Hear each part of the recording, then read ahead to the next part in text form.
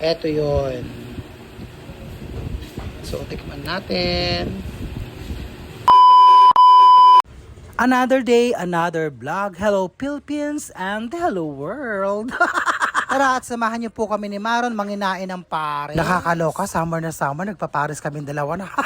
Tapos sa pagkainit-init, ganito ang kinakain namin dalawa, nakakaloka.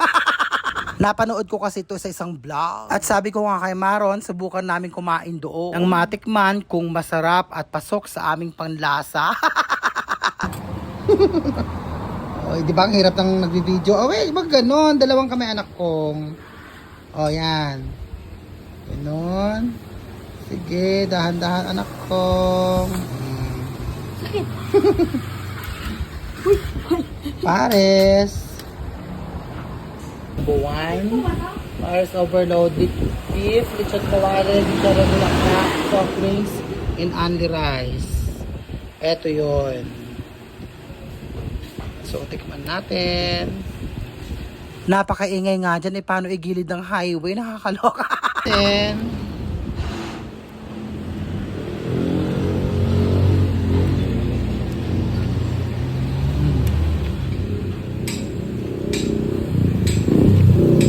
ano?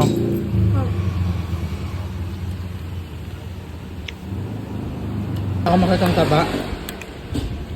So, tignan natin mamaya kung meron ganun.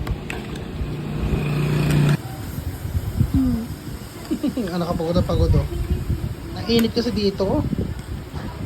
O-order sana ako ng sisig kaya lang hindi daw available ngayon, nakakaloka. So eto nga yung menu nila, tignan nyo na lang.